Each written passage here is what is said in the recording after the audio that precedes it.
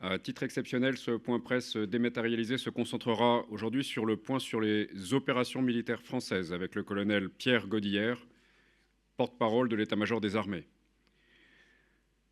Avant de lui céder la parole, j'évoquerai toutefois rapidement deux actualités du ministère. D'abord, je vous signale l'inauguration de l'antenne IRSEM Europe.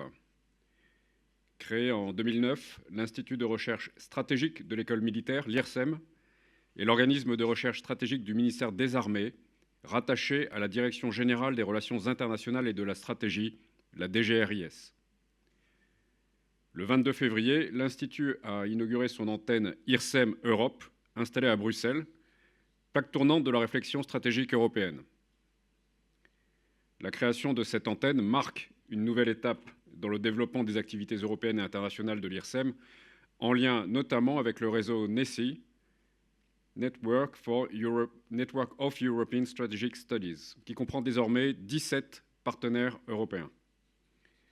En s'installant au cœur de la capitale qui accueille l'Union européenne et le siège de l'OTAN, l'IRSEM renforce sa capacité d'analyse internationale et ses facultés à faire porter sa voix au-delà des frontières françaises. Pilotée par le docteur Philippe Perchoc, l'antenne se pose ainsi comme un espace résolument tourné vers la recherche et comme un lieu de débats et d'échanges consacré aux questions stratégiques et de défense. Sur un registre plus opérationnel, l'exercice spatial militaire français Aster-X se tiendra en mars à Toulouse. Avant de vous en parler plus en détail, je vous laisse découvrir une courte vidéo de présentation.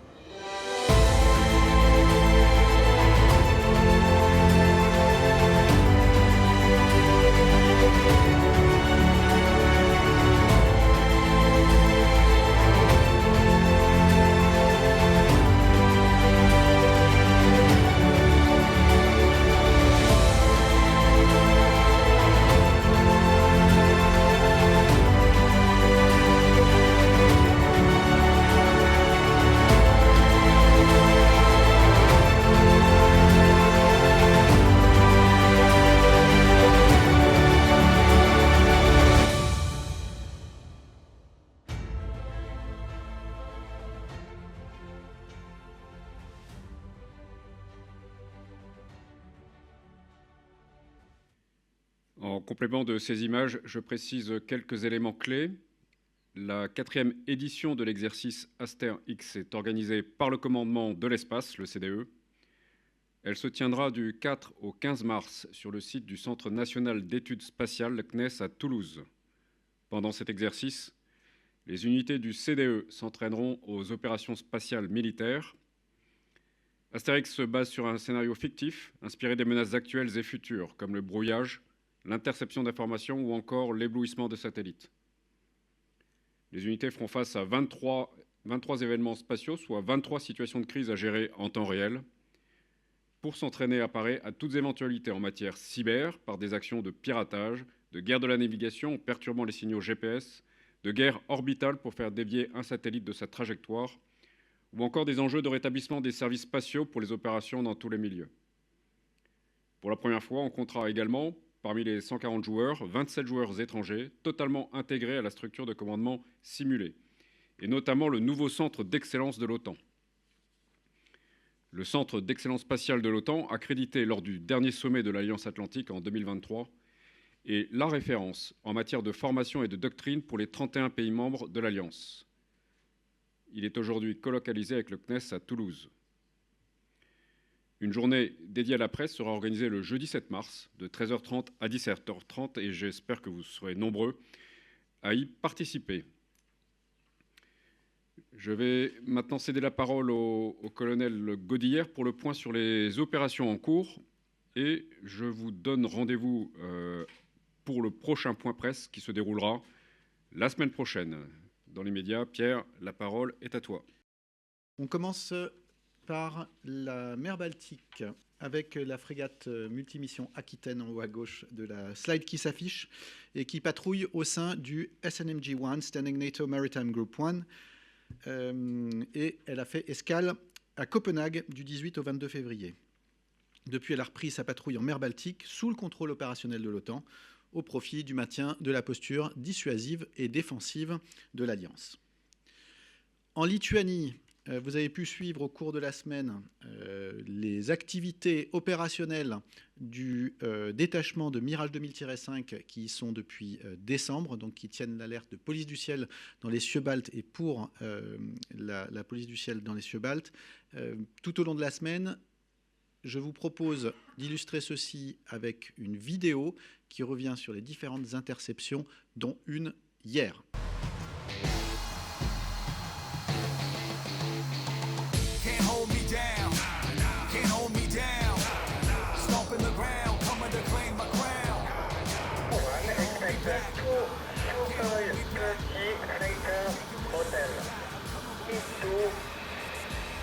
Bogey Bra 257, 6 miles, 24,002 contact track north from Philly 2.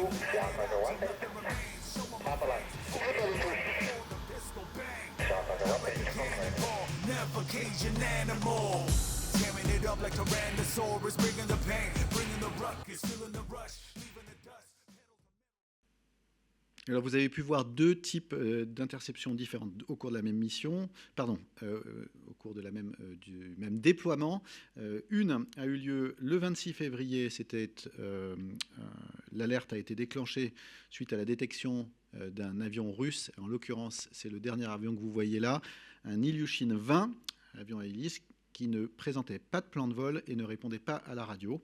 Les Mirage 2000-5 se sont portés à la rencontre de l'Ilyushin 20 au large des côtes estoniennes et ils ont procédé à l'identification visuelle de l'appareil avant de le quitter.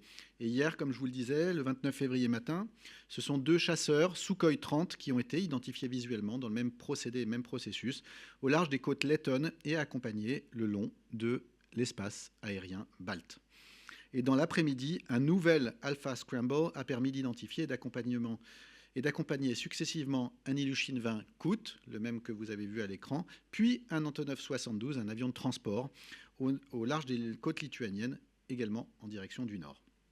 La mission des aéronefs engagés dans les dispositifs Enhanced Air Policing, donc de police du ciel, EAP, en Lituanie, est de prendre de liaison à des fins de vérification avec tout aéronef au comportement soit non déclaré, soit anormal dans la zone. Ces actions et celles du 21 février, dont je vous ai déjà parlé la semaine dernière, ont permis de démontrer la réactivité du détachement français et sa capacité à répondre aux côtés de nos alliés belges qui prennent l'alerte sur la même base de Chiolai aux engagements opérationnels de l'OTAN pour la défense de ses États membres. L'action des chasseurs français témoigne de la contribution de la France au renforcement de la posture dissuasive et défensive de l'OTAN sur le flanc Est. Vous l'avez vu sur les mers tout à l'heure, là c'est dans les airs. Pour la terre, nous allons à Aigle, donc en Roumanie, du 20 au 22 février. Un détachement d'artilleurs français a réalisé un partenariat avec le 817e régiment d'artillerie roumain sur le camp de Cincu, une séquence entre le bataillon multinational et les forces armées roumaines qui a permis à de jeunes cadets roumains en école d'artillerie d'être formés à l'utilisation du canon César. Ce partenariat permet aux deux contingents de travailler leur coopération dans un domaine clé du champ de bataille au profit de la posture défensive de l'Alliance sur son flanc Est. On repart dans les espaces aériens avec cette fois-ci une mission air shielding, donc ces missions régulières qui se déroulent sur le flanc Est de l'Europe, avec du 27 au 28 février, dans le cadre des missions de surveillance et de défense aérienne sur le flanc Est, comme je le disais, un A330 MRTT Phoenix au départ de l'Hexagone, qui a participé à une mission de ravitaillement en vol dans le ciel roumain au profit de F-16 turcs et roumains. Ces opérations aériennes sont placés sous le contrôle opérationnel de l'OTAN et sont effectués en coopération avec nos alliés présents dans le ciel européen, démontrant ainsi l'interopérabilité de la France avec ses différents partenaires. Je vous rappelle que tous les avions de l'Alliance peuvent ravitailler sur n'importe quel ravitailleur, dont les ravitailleurs français évidemment. Formation des forces armées ukrainiennes. Le 24 février 2022, la Russie agressait l'Ukraine en envahissant illégalement son territoire au mépris du droit international et humanitaire. Depuis maintenant 2 ans, la France ne relâche pas son soutien aux forces armées ukrainiennes en leur fournissant du matériel militaire et en prodiguant des formations adaptées de très haut niveau. Ce sont en ce sens plus de 10 000 militaires qui ont été formés par les armées françaises. Militaires ukrainiens, j'entends. Ces formations s'inscrivent dans le cadre de la mission d'assistance militaire de l'Union européenne au profit de l'Ukraine, EUMAM, et plusieurs centaines de soldats ukrainiens sont ainsi formés chaque mois dans des domaines spécifiques, soit liés au matériel qui est cédé ou qu'ils ont acquis, soit sur des formations globales d'unités constituées au combat interarmes. Et tout ceci est donc complémentaire et réparti entre les différents pays qui contribuent au soutien à l'Ukraine et qui s'inscrit désormais dans la durée.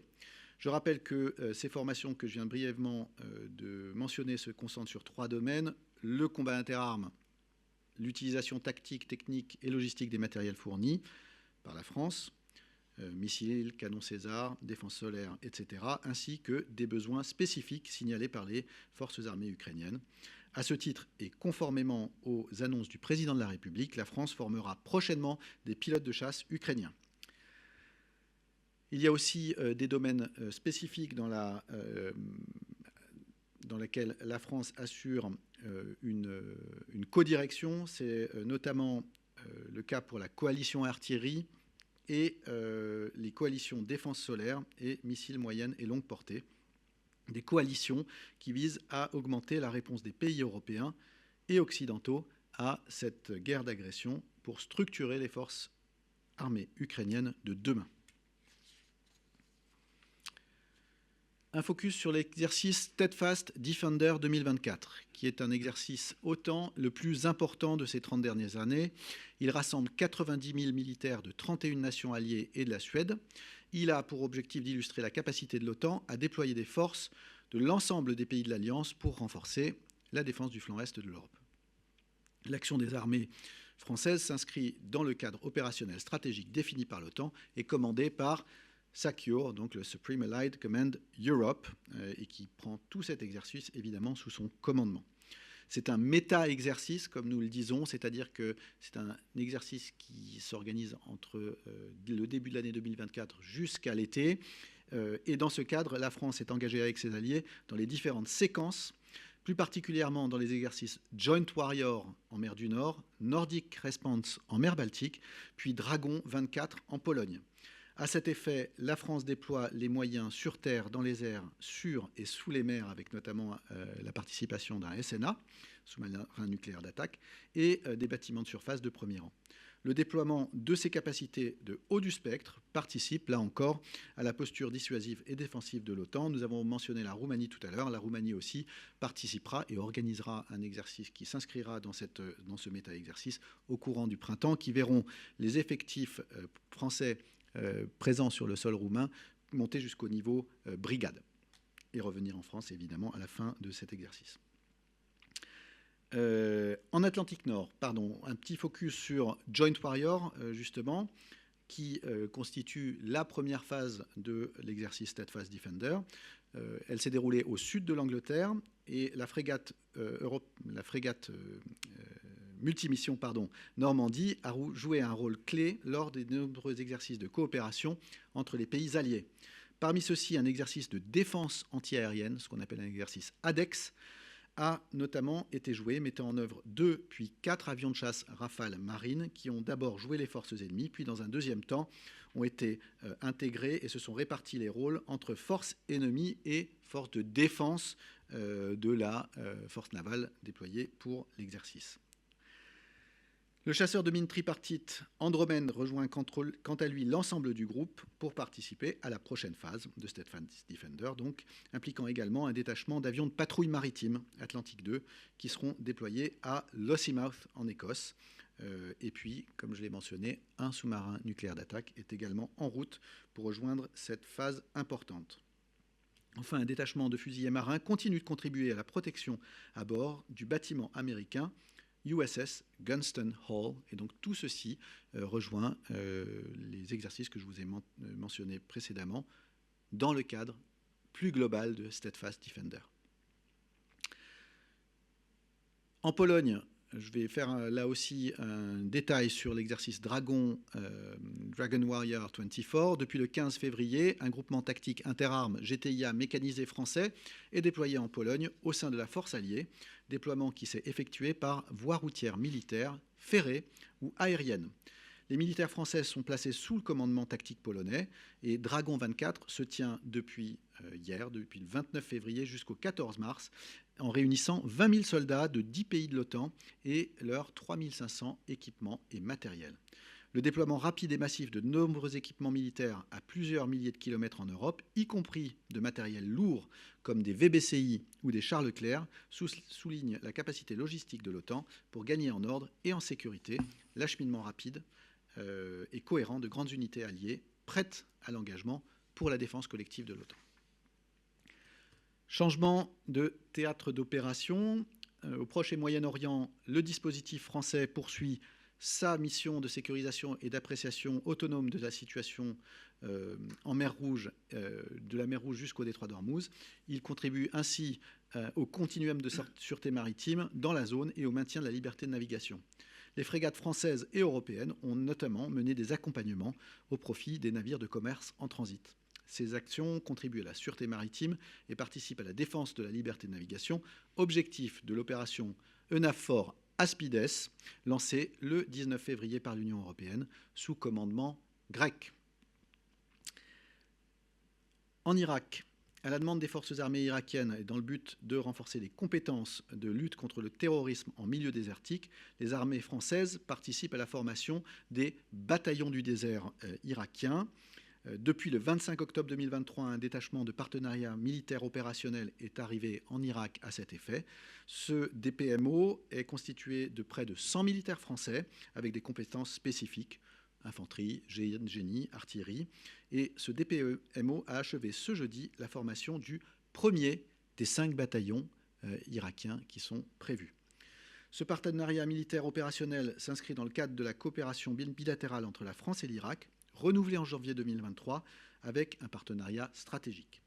Il vise à contribuer à la sécurité du pays et empêcher la résurgence de Daesh en Irak au profit de la sécurité régionale à travers des entraînements d'unités tactiques constituées, tournées vers le combat embarqué et débarqué, le tir ou encore le secourisme au combat. Dans les airs, le 27 février, 2 Rafales du détachement Rafale de la base aérienne projetée au Levant ont effectué une mission d'entraînement au profit de plusieurs contrôleurs de défense aérienne irakiens en formation. Dans l'espace aérien irakien, les Français ont effectué 5 séquences différentes selon des scénarios préétablis, bien sûr avec les Irakiens, de missions de combat standard en 1 contre 1. L'objectif est de pouvoir entraîner les contrôleurs à la compréhension et à la coordination d'une situation tactique en donnant des caps d'interception tout en surveillant la tenue de la zone et assurant la sécurité des aéronefs de combat et de tout autre type. Durant ce vol, les aéronefs ont été ravitaillés par un avion ravitailleur A400M allemand. Ensuite, dans la bande de Gaza, dans le cadre de son engagement humanitaire au profit des populations civiles touchées par le conflit, les armées françaises ont été intégrées à une mission de largage par air qui était planifiée et conduite par l'armée de l'air royale jordanienne. Il s'agissait de délivrer du fret humanitaire et notamment alimentaire sur la côte sud de la bande de Gaza. Une première livraison par air a été réalisée lundi, le 26 janvier, par un avion C-130 français et 4 avions C-130 jordaniens. Le lendemain, 27 janvier, l'opération a été renouvelée par un second C-130 français au sein d'un dispositif multinational réunissant 3 avions jordaniens, un avion égyptien et un avion émirien. Menée depuis une base aérienne jordanienne, cette opération a été rendue possible par une coordination approfondie entre les nations, sous le lead de la Jordanie. De la préparation de la mission à son exécution, ce succès illustre la qualité remarquable de la relation bilatérale de la France avec la Jordanie. Cette connaissance mutuelle a permis de développer l'interopérabilité très poussée d'une opération très complexe et très technique. Et je crois qu'il y a un film de prévu, si c'est possible.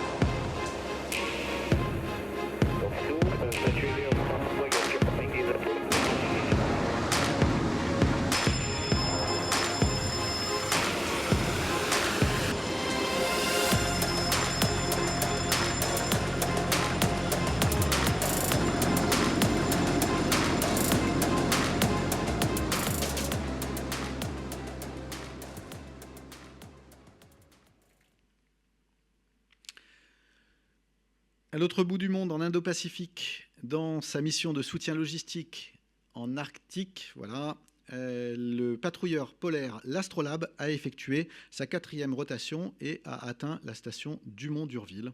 Toutes ces missions se font dans la zone d'opération des forces armées déployées dans la zone sud de l'Océan Indien, mon général, que vous avez commandé il n'y a pas si longtemps que ça. La livraison de fret au profit du personnel scientifique et militaire présent est essentielle au bon maintien de la station. La frégate de surveillance Floréal poursuit ses patrouilles dans le nord de la zone sud de l'océan Indien dans le cadre de sa mission de surveillance de la zone.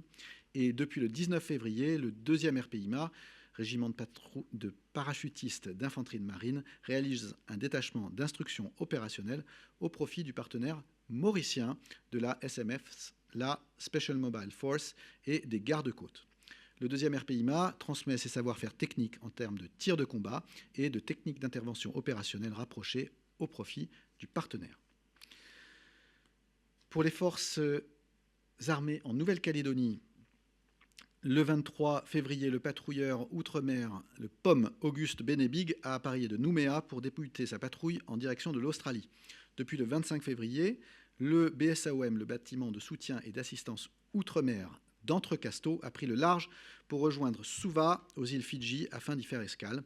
Une escale qui a permis d'inviter à bord 7 jeunes citoyens de Nouvelle-Calédonie et de Polynésie française qui, dans le cadre du programme Canberra Fellowships, vont à la rencontre des institutions clés du Pacifique afin d'échanger sur les défis auxquels la région est confrontée.